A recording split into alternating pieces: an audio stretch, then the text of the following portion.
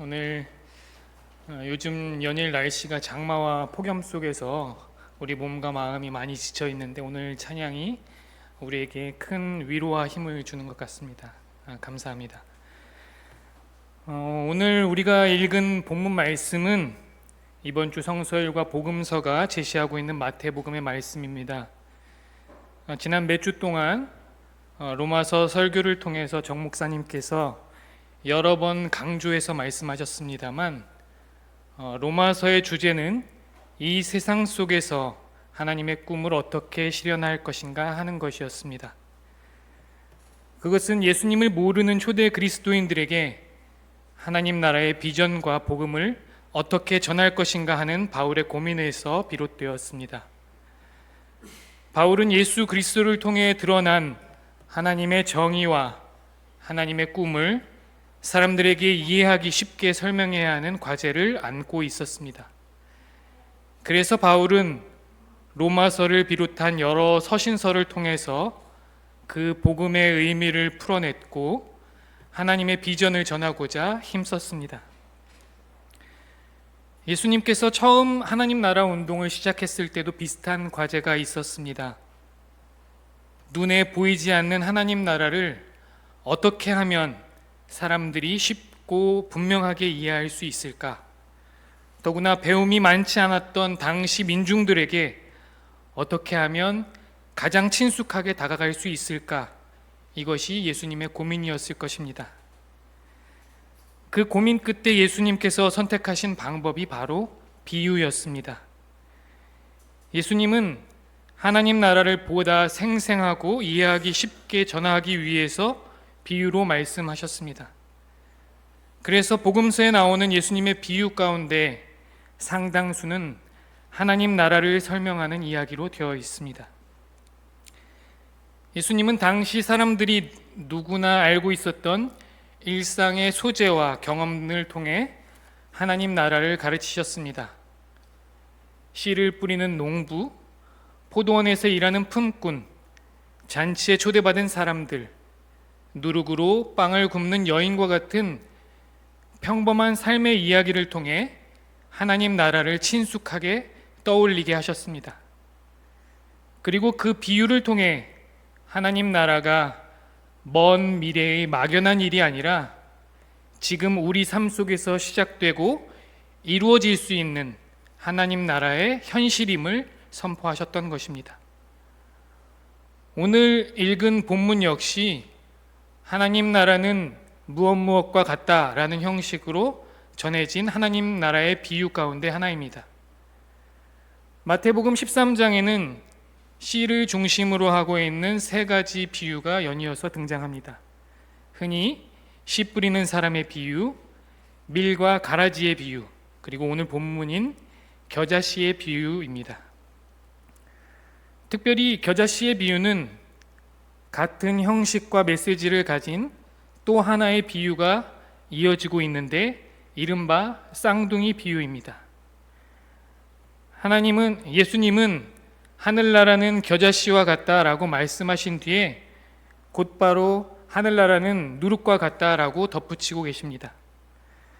같은 내용을 두 개의 비유로 반복함으로써 하나님 나라의 모습을 더욱 분명하게 드러내고 계신 것입니다. 그렇다면 하나님 나라를 무엇으로 설명할 수 있을까요? 여러분은 하나님 나라를 상상해 보신 적 있으십니까? 하나님 나라는 어떤 곳일까요? 아마도 전통적인 신앙을 가지신 분들은 하늘나라 이렇게 생각하면 황금길과 생명수가 흐르고 하나님께서 두 팔을 벌려 우리를 맞아주시는 아름답고 평화로운 천국을 떠올리실 것입니다. 또 한편으로는 오늘을 살아가는 사람들은 하늘나라를 생각하면서 부족함도 없고 고통도 없고 결핍과 불만족이 없는 완전한 나라, 그런 나라를 상상할지도 모르겠습니다. 그런데 오늘 예수님은 전혀 예상하지 못한 것으로 설명하고 계십니다. 겨자씨를 보아라. 그 안에 하나님 나라가 있다. 여러분은 겨자씨를 보면서 하나님 나라를 떠올리실 수 있겠습니까? 아니, 혹시 하나님 나라는 그만두고 겨자씨를 떠올리실 수는 있으신가요? 겨자씨 보신 적 있으세요? 네. 그냥 겨자 하면 우리가 냉면에 넣어 먹는 겨자 소스나 뭐 쌈 싸 먹을 때 먹는 적겨자, 청겨자 뭐 이렇게 생각을 하는데, 아마 보시면 이거였구나 이렇게 생각하실 수도 있습니다. 본문을 통해 알 수 있는 것처럼 겨자씨는 아주 작다, 아주 작은 씨앗이다 이렇게 말하고 있습니다. 우리에게 익숙한 것으로 비유하자면 좁쌀 정도 이렇게 생각하시면 됩니다. 설마 좁쌀도 모르시는 건 아니죠? 네. 혹시나 모르는 분을 계실까봐 벼의 껍질을 벗기면 쌀이라고 하고 조의 껍질을 벗기면 좁쌀이라고 합니다. 조와 좁쌀이 같은 겁니다. 바로 그 좁쌀 하나만한 겨자씨 한 알이 당시 사람들에게 작고 보잘것없는 것의 상징이었습니다. 너무 작아서 어디에 떨어졌는지 알기도 어렵고, 혹시 떨어진다고 해도 굳이 찾으려고 하지 않을 그렇게 하찮은 것이었습니다. 그래서 예수님께서 겨자씨를 말씀하실 때 사람들은 단순히 씨앗 하나만 떠올리지는 않았을 것입니다. 당시 사회에서 있어도 그만, 없어도 그만 취급받던 사람들, 가난하고 힘이 없고 세상 관심 밖으로 밀려난 민중들의 모습을 함께 떠올렸을 것입니다. 예수님은 바로 그 겨자씨를 가리키며 말씀하십니다. 하나님은 이와 같다. 세상은 보잘것없다고 여기는 그곳에서 하나님의 새 역사를 시작하신다는 것입니다. 그렇다면 쌍둥이 비유로 연결되어 있는 누룩은 또 어떻습니까? 당시 사람들에게 누룩은 어떤 의미였을까요? 성경에서 누룩은 결코 긍정적인 이미지로 사용되지 않았습니다. 흔히 누룩은 불결한 것, 잡스러운 것, 때로는 악한 것의 상징으로 여겨졌습니다. 그래서 바울은 교회를 어지럽히는 거짓 가르침을 두고서 적은 누룩이 온 반죽을 부풀게 한다라고 말하기도 했고요. 예수님은 바리새파와 헤롯의 누룩을 조심하라라고 경고하신 적도 있습니다. 바로 이게 이스라엘의 문화에서 이해할 수 있는 것입니다. 그래서 이스라엘 백성은 거룩한 절기인 유월절에는 누룩이 없는 빵을 먹었습니다. 바로 이러한 문화적 맥락 속에서 오늘 비유를 읽어야 합니다. 예수님은 당시 바리새인들과 사두개인들이 겨자씨처럼 하찮게 여겨지고 누룩처럼 불결하고 불순하다고 여겼던 바로 그 사람들, 그 가운데서 하나님 나라가 임하고 있다라고 선언하십니다. 이것이 바로 예수님이 사용하신 놀라운 반어법입니다. 겨자씨와 누룩은 단순한 사물을 상징하는 것이 아니라 당시 예수님을 따랐던 사람들, 그 사람들을 향한 세상의 시선을 두고 말하는 것이었습니다. 사회 밖으로 밀려난 사람들, 죄인으로 낙인 찍힌 사람들, 질병과 장애로 고통받는 사람들, 생계를 잃고 떠돌던 사람들, 세상은 그들을 보잘것없는 겨자씨처럼 여겼고 부정한 누룩처럼 멀리했습니다. 어쩌면 그들 자신도 세상의 시선을 그대로 받아들이면서 살아갔을지도 모르겠습니다. 나는 겨자씨처럼 작고 보잘것없는 사람이야. 나는 누룩처럼 깨끗하지 못한 사람이야. 나는 하나님께도 사람들에게도 환영받지 못한 존재야. 그렇게 체념하면서 살아갔을지도 모릅니다. 그러나 예수님은 바로 그 자리에서 복음을 선포하고 계신 것입니다. 그래, 세상은 너희가 겨자씨처럼 하찮게 여길지 모른다. 그러나 바로 그 겨자씨 안에 하나님 나라가 있다. 그래, 세상은 너희를 누룩처럼 불결하다라고 말할지 모른다.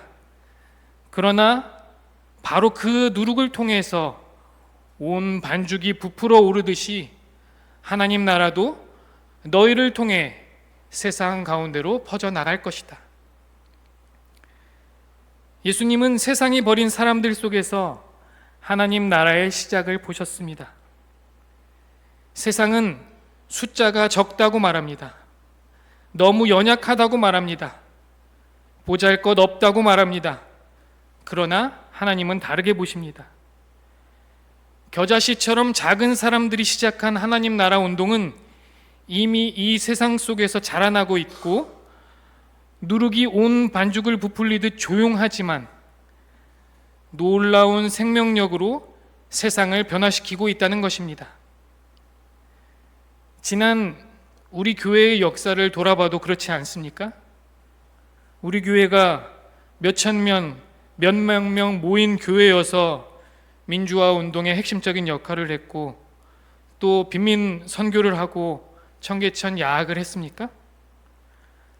겨자씨처럼 아주 작은 교회지만 그 안에서 하나님 나라를 꿈꾸고 누룩처럼 세상의 변화에 앞장섰기 때문이었지 않았습니까? 예수님께서 오늘 우리들에게 같은 말씀을 들려주고 계신 것입니다. 세상이 작다고 여기는 곳에서 하나님은 가장 큰 일을 시작하시고 세상이 버린 사람들을 통해 하나님 나라는 가장 힘있게 자라간다는 것입니다. 그렇다면 이 비유가 막연하게 지금은 미약하지만 나중에는 크게 성공할 것이다, 지금은 보잘것없지만 언젠가는 대단한 사람이 될 것이다 하는 성공신화나 대박을 예고하는 말씀일까요? 그렇지 않습니다. 오늘 본문을 다시 한번 천천히 살펴보겠습니다. 예수께서 또 다른 비유를 들어서 그들에게 말씀하셨다. 하늘나라는 겨자씨와 같다. 어떤 사람이 그것을 가져다가 자기 밭에 심었다. 겨자씨는 어떤 씨보다 더 작은 것이지만 자라면 어떤 풀보다 더 커져서 나무가 된다. 이 말씀을 읽으면 많은 분들이 이렇게 생각하실 수 있습니다. 겨자씨는 아주 작은 씨앗인데 나중에 크면 엄청나게 큰 나무가 될 거야. 겨자는 아주 큰 나무구나. 별로 반응이 없는 거 보니까 그렇게 생각하시는 분도 꽤 많았나 봅니다. 그런데 아닙니다. 겨자는 나무가 아닙니다. 겨자는 식물학적으로 목본이 아니고 초본입니다. 다시 말해서 나무가 아니고 풀이라는 말입니다. 나무나 풀이나 다 같은 식물인데 그게 중요하냐 이렇게 생각하실 수도 있는데 중요합니다. 왜냐하면 이 차이를 이해해야 오늘 비유가 전하려고 하는 메시지를 제대로 이해할 수 있기 때문입니다. 여기서 잠깐 여담 하나 드리겠습니다. 여러분 혹시 나무와 풀을 가장 쉽게 구분하는 방법을 아시나요? 네, 예상대로 모르시네요. 네, 생물학적으로는 여러 기준들이 있지만 가장 쉽게 구별하는 방법 하나가 있습니다. 그것은 날씨가 추워져서 겨울이 되었을 때 땅 위에 줄기와 가지가 그대로 남아있으면 나무고 지상부에 아무것도 남아있지 않으면 풀입니다. 처음 아셨죠? 네. 그래서 나무는 줄기가 살아있는 그대로 겨울을 지나기 때문에 나무의 숲이 안에 나이테를 갖게 되는 거고요. 풀은 씨앗을 남기고 죽거나 뿌리만 살아서 생명을 이어가는 방식을 택하는 것입니다. 보통 설교는 끝나고 나면 잊어버려도 이런 여담은 기억나는 경우가 많은데 오늘 나무와 풀을 구분하는 방법 하나는 기억하고 가신 겁니다. 네, 딴 길로 샜지만 중요한 것은 이것입니다. 겨자는 아무리 크게 자라도 나무가 되지 않는다는 것입니다. 겨자는 기껏 많이 커봐야 사람 키 정도, 2m 정도밖에 자라지 않는 들풀입니다. 다시 말하면 예수님께서 겨자가 실제로 나무가 된다라고 말씀하신 것이 아닙니다. 그렇다면 왜 예수님은 일부러 나무가 된다라고 말씀하셨을까요? 바로 이 질문이 오늘 비유를 이해하는 데 매우 중요한 열쇠입니다. 예수님이 겨자씨가 나무 씨앗이 아니라 풀씨라는 것을 몰랐을까요? 아닐 것입니다. 겨자풀은 당시 정원에서 귀하게 가꾸거나 씨앗을 보관해야 될 만큼 아주 귀중한 씨앗이 아니었습니다. 사진에서 보시면 저게 바로 겨자꽃인데요. 옆에 좀 많이 보신 것 같죠? 우리 유채꽃이랑 되게 비슷하죠? 근데 거의 흡사해서 구분하기 어려울 정도 닮아 있는 꽃이 바로 이게 겨자풀입니다. 아마 이 미국이나 유럽권 쪽에는 이 겨자를 이렇게 심어서 들판에다가 많이 해놓은 데들이 많이 있다고 그럽니다. 사진에서 보는 것처럼 유채꽃과 비슷하게 생긴 아주 흔한 들풀이 바로 겨자풀입니다. 갈릴리 들판에 가면 어디서나 쉽게 볼 수 있는 야생화였습니다. 오늘날 성지순례를 다녀오신 분들이 흔히 갈릴리 호숫가 주변에 피어있는 저 노란색 겨자풀을 많이 보고 오셨다고 얘기하시는 분들도 계셨습니다. 이렇게 지천으로 널리 자라는 이 겨자풀을 예수님이 나무인지 풀인지 구분하지 못하셨을 리는 없습니다. 그런데도 예수님은 이렇게 말씀하십니다. 겨자씨는 어떤 씨보다 더 작은 것이지만 자라면 어떤 풀보다 더 커져서 나무가 된다. 그리하여 공중의 새들이 와서 그 가지에 깃들인다. 아마도 이 말씀을 들은 당시 사람들은 자연스럽게 다니엘서 4장을 떠올렸을지도 모릅니다. 다니엘서 4장에는 이런 이야기가 있습니다. 느부갓네살 왕이 꿈을 꾸는 그런 장면입니다. 그 꿈에는 아주 큰 나무가 등장합니다. 세상 한복판에 우뚝 자란 한 그루의 나무, 그 꼭대기가 하늘에 닿았고 또 그 그늘이 온 세상을 뒤덮을 만한 거대한 나무였습니다. 그 나무가 얼마나 큰지 땅끝 어디에서나 보일 정도로 거대한 나무였습니다. 그 잎은 푸르고 그 열매는 풍성해서 세상 사람 모두가 다 먹고도 남았습니다. 공중의 새들이 그 가지에서 깃들고 들짐승이 그 그늘에서 쉬었습니다. 무슨 얘기일까요? 이 나무가 무엇을 말하고 있는 걸까요? 바로 바벨론 제국에 대한 상징이었습니다. 바벨론의 왕인 느부갓네살은 이런 꿈을 꾸면서 다니엘에게 이 꿈이 어떤 꿈인지 해석을 요청한 것이었습니다. 그러나 그 꿈은 영광으로 끝나지 않았습니다. 그는 하늘에서 들려오는 소리를 들었습니다. 이 나무를 베고서 가지를 꺾고 잎사귀를 떨고서 열매를 해쳐라. 나무 밑에 있는 짐승들을 쫓아버리고 가지에 깃든 새들을 쫓아내어라. 이것은 교만으로 스스로 하늘 끝까지 올라간 제국이 결국 무너질 것이라는 하나님의 심판 선언이었습니다. 어쩌면 예수님께서도 당시 지중해 세계를 지배하고 스스로 세상의 중심이라고 자부하던 로마 제국을 염두에 두고 계셨는지도 모릅니다. 로마는 자신들이 온 세상에 평화를 가져왔다라고 자랑했습니다. 그러나 그 평화는 폭력과 착취 위에 세워진 평화였습니다. 강한 자가 약한 자를 지배하고 힘 있는 자가 모든 것을 움켜쥐는 질서였습니다. 예수님은 바로 그런 제국의 질서와 전혀 다른 하나님 나라를 선포하고 계신 것입니다. 하나님 나라는 하늘을 찌를 듯 홀로 우뚝 서는 거대한 나무가 아닙니다. 다른 생명을 아래에 두고 지배하는 나라가 아닙니다. 하나님 나라는 겨자풀과 같습니다. 비록 보잘것없는 들풀처럼 보일지 몰라도 자기 생명의 몫을 온전히 살아내서 서로 어깨를 맞대고 비바람을 견디고 함께 들판을 이루어 생명을 품고 지친 새들이 잠시 쉬었다 갈 자리를 내어주는 그런 나라입니다. 세상은 하늘 높이 솟은 나무를 위대하다라고 말합니다. 그러나 예수님은 들판 가득 퍼져 서로를 살리는 겨자풀에서 하나님 나라를 보신 것입니다. 그것이 예수님께서 꿈꾸신 하나님 나라였습니다. 그렇다면 예수님은 왜 겨자씨를 굳이 나무에 빗대어서 말씀하셨을까요? 제주도에 가면 아까 전에 보신 것 같은 넓게 펼쳐진 유채꽃밭을 만날 수 있습니다.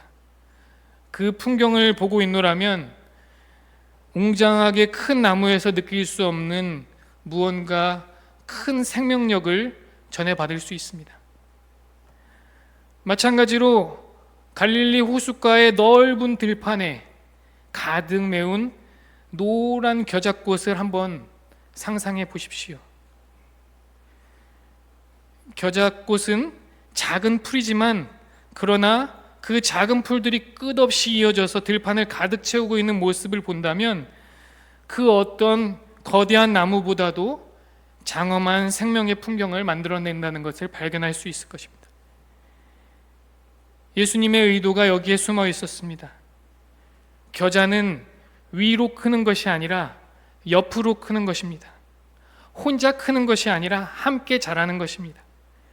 겨자 풀들이 서로 어깨를 맞대고 들판을 가득 메우면서 바람을 견디고 햇살을 나누고 생명을 이어가는 것입니다. 그 광경이 얼마나 아름답고 또 그 광경이 얼마나 눈물겹고 생명력 있는 모습입니까? 우리는 흔히 큰 나무가 많은 생명을 키운다고 생각합니다. 물론 큰 나무도 귀중하게 존재로 여겨질 수 있습니다. 그러나 큰 나무 아래에서는 다른 식물들이 자라기 어려운 경우가 많습니다.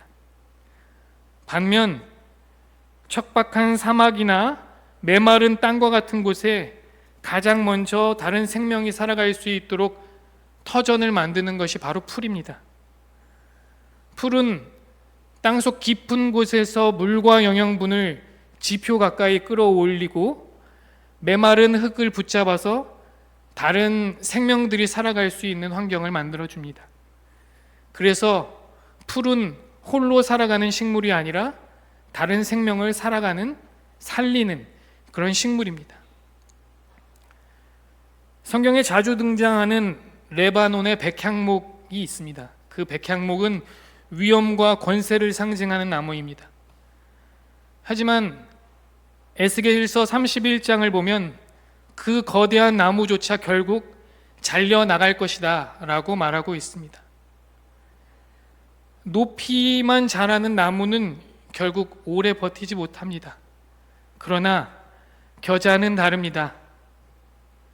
겨자는 들판을 가득 메우고 마침내 온 세상을 노란 꽃으로 물들입니다. 짓밟혀도 다시 일어나고 쓰러져도 다시 살아납니다. 그리고 넓은 겨자 들판에서 다른 생명들의 보금자리를 마련합니다. 풀과 꽃들이 자라고 곤충들이 모여들고 새들이 깃들고 작은 짐승들이 살아갈 수 있도록 그렇게 터전을 마련하는 것입니다. 예수님께서 말씀하신 하나님 나라도 이와 같습니다. 홀로 높이 솟아 다른 이들을 내려보는 나라가 아니라 함께 어우러져서 서로를 살리고 서로에게 쉼터가 되어주고 새로운 생명을 품어내는 공동체. 예수님은 바로 그 겨자 들판에서 하나님 나라를 보고 계신 것입니다. 저는 우리 교회가 그런 교회, 함께 어우러져서 서로 살리고 쉼터가 되어주는 그런 생명 공동체가 되기를 소망합니다. 소설가 장지호노의 나무를 심는 사람들은 굉장히 우리가 모두 다 잘 알고 있는 유명한 책인데요. 이 책과 같이 실제로 살아낸 사람이 있습니다. 바로 중국 마오수 사막을 숲으로 바꾼 인위전이라는 여성입니다. 2006년에 출간된 사막에 숲이 있다라는 책에 보면 인위전이 중국 4대 사막 가운데 하나인 마오수 사막에서 여의도 면적의 16배, 즉 약 1,400만 평에 이르는 숲을 만들어낸 이야기가 등장합니다. 그 이야기는 이렇습니다. 가난한 청년과 결혼해 황량한 사막으로 왔던 인위전은 처음 끝없이 펼쳐진 모래사막을 바라보며 깊은 절망에 빠졌습니다. 아무것도 잘할 수 없고 아무것도 할 수 없는 현실 앞에서 그녀는 일주일 동안 내내 울기만 했습니다. 그러다 일주일 만에 울음을 멈추고 그녀는 다시 일어나서 한마디를 던졌습니다. 여기에 꽃을 심으면 안 될까? 모든 사람이 아무것도 할 수 없다라고 말하는 그곳에서 그녀는 할 수 있는 것이 무엇일까를 생각한 것입니다. 그녀는 이렇게 믿었습니다. 작은 풀씨가 살아남을 수 있다면 나무가 살 수 있고, 나무가 살 수 있다면 채소도 살아갈 수 있을 것고, 그렇게 되면 사람도 살아갈 수 있을 것이다. 그래서 그녀는 생명력이 강한 풀씨를 가져다가 사막에 뿌리기 시작했습니다. 처음에는 아무런 변화가 보이지 않았습니다. 그러나 하루 이틀 그렇게 20년을 뿌렸습니다. 그러자 풀씨 하나가 뿌리를 내리기 시작했고 그 풀씨가 모래를 붙잡기 시작했습니다. 그리고 그 주변으로 다른 풀씨가 살아나기 시작했습니다. 그리고 그렇게 풀이 모래를 붙들고 계속 있자 모래 언덕이 움직이는 그 변화가 잦아들었고 마침내 그곳에 풀숲이 생겨났습니다.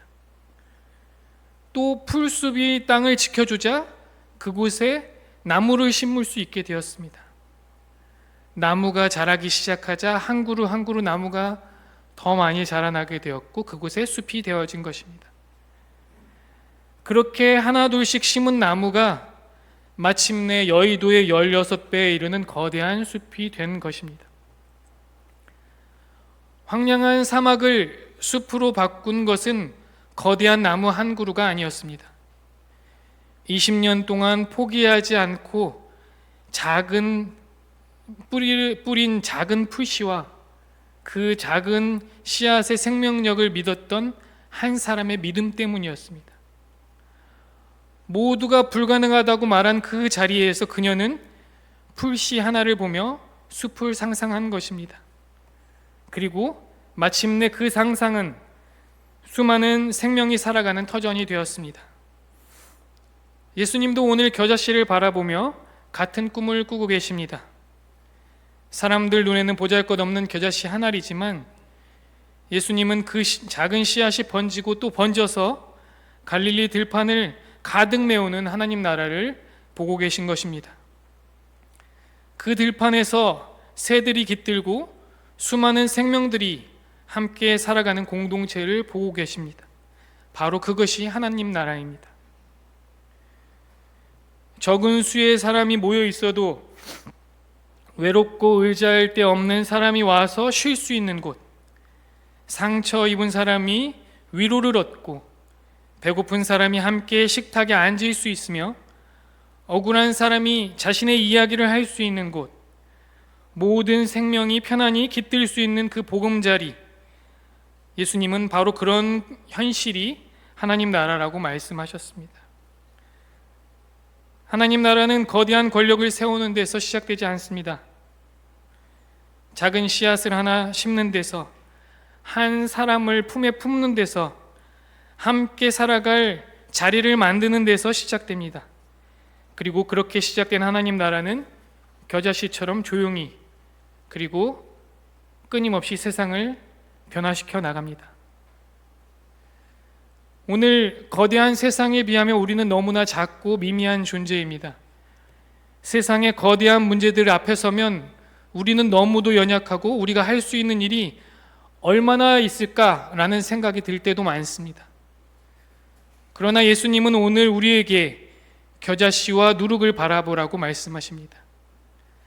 작은 것이 세상을 바꾸는 하나님의 방식 말입니다. 우리가 겨자씨처럼 작고 누룩처럼 눈에 띄지 않는 존재일지라도 우리 안에 지친 사람을 품으려는 마음이 있고 줄인 이를 먹으려고 하는 그 사랑이 있고 더디고 느려도 포기하지 않고 이 땅을 닦는 걸레질 하는 것처럼 묵묵히 우리의 몫을 감당해 나간다면 우리는 하루아침에 세상을 바꿀 수는 없다고 하더라도 우리와 함께 살아가는 사람들 가운데 하나님 나라를 경험하게 할 수 있을 것입니다. 누군가에게는 편히 쉬어갈 수 있는 나무 그늘이 되어줄 수 있습니다. 누군가에게는 허기진 몸과 영혼을 채워주는 빵이 될 수도 있습니다. 그것이 바로 겨자씨의 삶이고 누룩의 삶입니다.